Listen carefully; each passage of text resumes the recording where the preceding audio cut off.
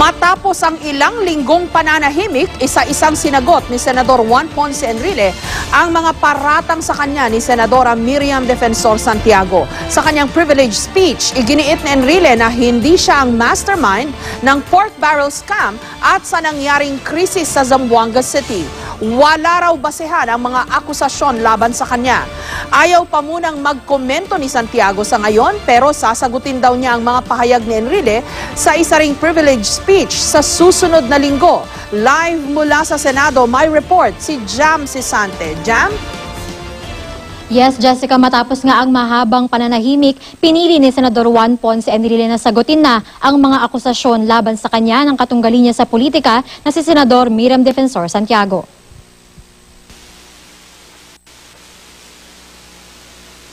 Sa privilege speech sa Senador Juan Ponce Enrile, sinabi niyang matagal niyang ipinagpaliban ang kanyang sagot sa nakaraang Blue Ribbon Committee hearing. Pinagbigyan daw muna niya ang mga balita sa hagupit ng Bagyong Yolanda at budget deliberation sa Senado.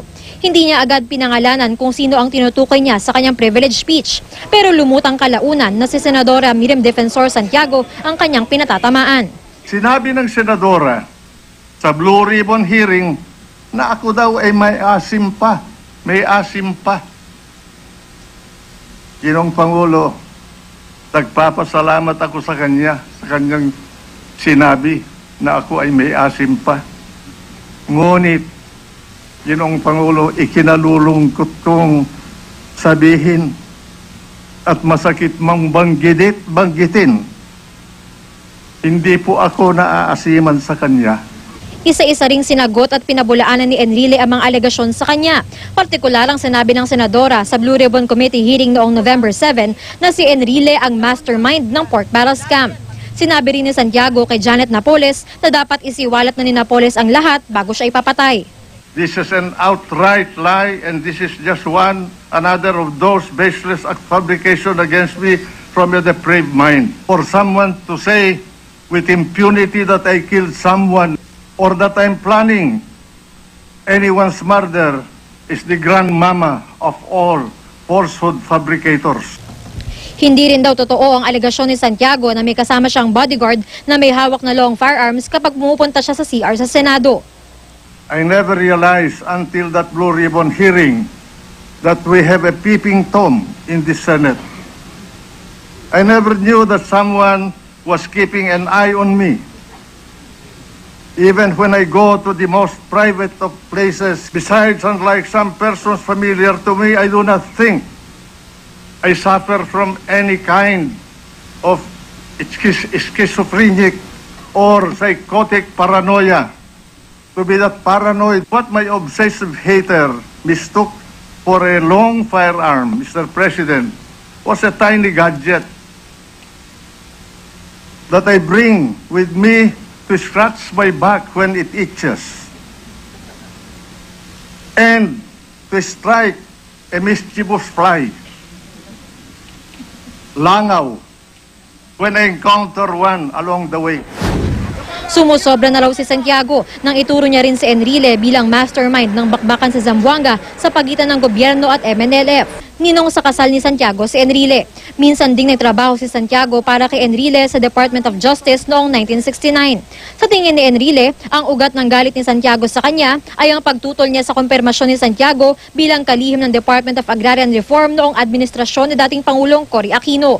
Kaya naman pati resulta ng bar exam ng Senadora, inungkat din ni Enrile. 76% po ang kanyang grado sa bar examination.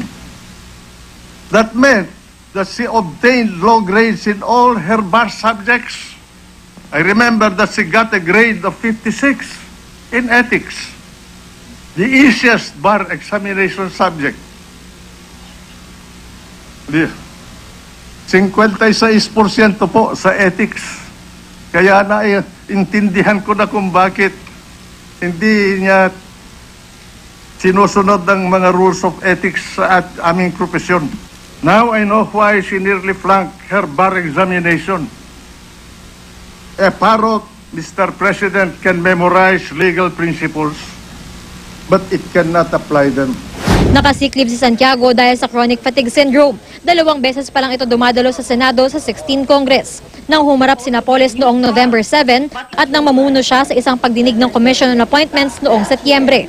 Nang makausap namin sa telepono si Santiago, sinabi niyang hindi na raw muna siya magsasalita laban sa mga binwelta ni Enrile. Hindi pa raw niya napakinggan kasi ang buong talumpati dahil meron daw siyang mahalagang ginagawa noong oras na iyon. Hihintayin na lang daw niya ang kopya ng speech ni Enrile para masagot niya ang bawat punto. Pero ayon sa senadora, kung puro personal daw ang mga binwelta ni Enrile, mainam daw na magsampa na lang siya ng reklamo.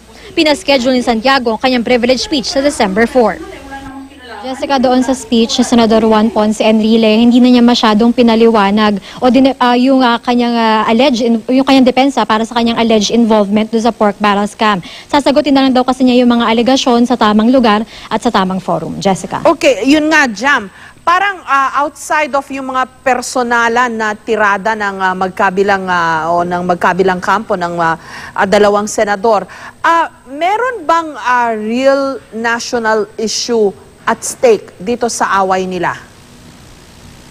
Well, Jessica, itong naging personal nilang away, offshoot nga ito, nung away nila dun sa paggamit ng pork barrel. So, kumbaga, nagkaroon na, nagsanga-sanga na lang yung nagsanga na nga lang dito yung issue na yon, which is a national issue, yung paggamit ng pork barrel. Okay, kasi naalala ko rin, isa ring issue na national issue rin siguro maituturing, yung tungkol dun sa savings ng Senado na ipinamigay ni Senator Enrile sa mga senador, tapos hindi yata nabigyan si Santiago, di ba? Actually, Jessica, tama ka dyan. Nagsimula, yung away nila talagang nag-init dahil din doon sa mga national issues na tinatalakay dito sa Senado. Unang nagkainitan itong si Senador Juan Ponce Enrile at si Senador Miriam Santiago dahil doon sa debate, doon sa reproductive health bill. Against doon si Senador Juan Ponce Enrile, habang isa naman sa mga sponsors doon, si Senador Santiago. So nagkainitan sila sa mga debate at pagdating ng Pasko, yun nga naging issue na hindi raw nagkabalikan daw ng mga regalo, hindi raw tinanggap yung regalo at mula doon, kumalat yung issue na yon, na question yung leadership ni Senador Juan Ponce Enrile at nagpatong-patong na yung mga patutsada nila laban sa isa't isa. Jessica. Okay, so Jam, kumusta ang mood sa Senado ngayon? Although it helps na wala si Senator Santiago, di ba? Pero ano ba, ramdam ba yung tensyon? Jessica, kanina inoobserbahan natin yung reaksyon ng mga ibang senador habang nakikinig doon sa speech ni Senator Enrile. Yung iba naman seryoso nakikinig pero hindi talaga naiiwasan. May mga moments na napapangiti sila o napapatawa sila, lalo na pagkatapos ng speech ni Senador Enrile kasi talagang may mga, kumbaga may mga funny moments din. No? Meron din siya mga nakakatawang binanggit. Pero sabi ni Senador Alan Peter Cayetano na Senate Majority Leader, nakakalungkot syempre na nagkakaroon ng mga personal na mga sagutan dun sa Senate floor. Pero hindi nila maiiwasan yon. Kailangan bigyan ng panahon yung mga senador para sagutin or para sabihin yung kanilang mga saloobin. Baka raw posible na pagka nakasagot na si Senador Miriam Santiago, pagka nag-privilege speech sa December 4, ay pwede rin mag-step in yung Senate leadership para kausapin yung dalawa para hindi raw maulit na yung mga ganitong sagutan doon sa Senate floor. Kasi natanong ko yan dahil paano kaya yung mga staff nila? Kasi the Senate is a small place, no? Nagkikita yung mga senador, yung mga staff nila. May tension din ba sa kanilang mga staff, Jam? Jessica, mahirap sagutin yan sa ngayon pero we wouldn't be surprised kung meron ding tension kasi syempre ang mga staff expected na dinedepensahan kung sino man yung boss nila or yung principal nila, Jessica. Okay, at sa palagay ninyo, kayong mga nagko-cover ng Senado, saan kaya hahantong ito bukod sa personalan ngang birada lang, no? Parang meron bang may pinatutunguhan kaya itong bangayan na ito, Jam? Jessica, dun sa naging pansin natin, yung mga, dahil nga mag-aaway, kumbaga, si Senadora Miriam Defensor Santiago sa si Senador Juan Ponce Enrile, medyo nauungkat din yung ibang public issues against them. Kumbaga si Senador Miriam Santiago, dahil hindi niya kasundo si Senator Enrile, siya yung naglabas, isa sa mga naglabas sa publiko ng issue tungkol sa use of Senate funds. So dahil dun sa mga yun nga, hindi nila pagkakasunduan, naghahanap sila ng mga pwedeng ilabas against each other and ultimately, nagiging accountable din sila sa public para doon sa mga aksyon na ginawa nila, Jessica. Okay, maraming salamat sa iyo, Jam Sisante.